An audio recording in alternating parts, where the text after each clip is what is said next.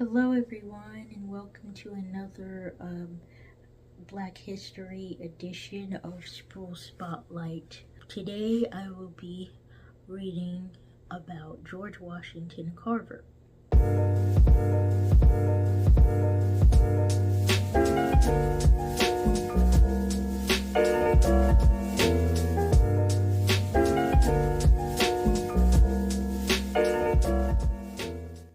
George Washington Carver was born in Missouri in 1864. As a child, George loved plants. When he was a young boy, there was still much to learn about the soil. George read all he could about farming.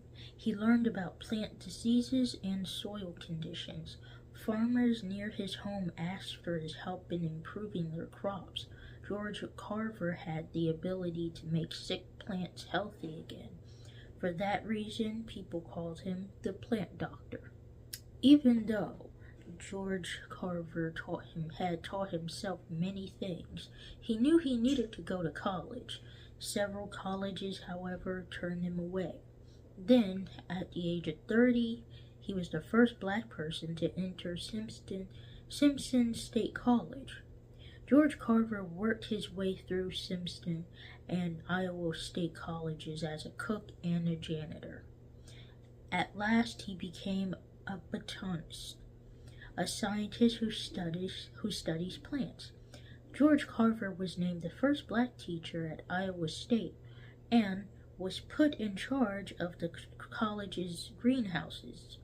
Soon, his work became known throughout the country.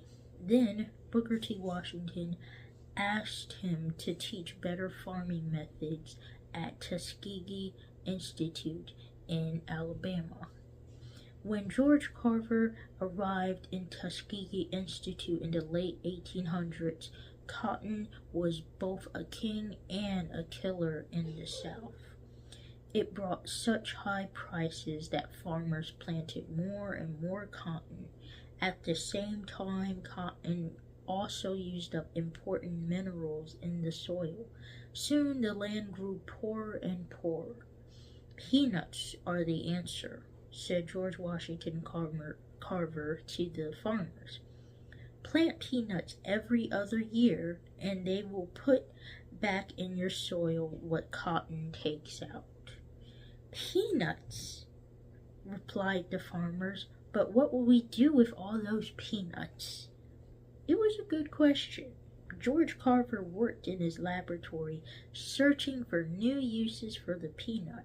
He made butter, paint, ink, paper, soap, bleach, rubbing oil, plastics, and other products. His idea worked. The new uses for the peanut helped the growth of the South. George Carver also taught the farmers how to plow deeply and how to give a proper diet to the soil. He persuaded them to plant sweet potatoes and soybeans as well as peanuts and cotton. George Washington Carver, who was also a fine painter, was born of slave parents. He died a famous scientist in 1943.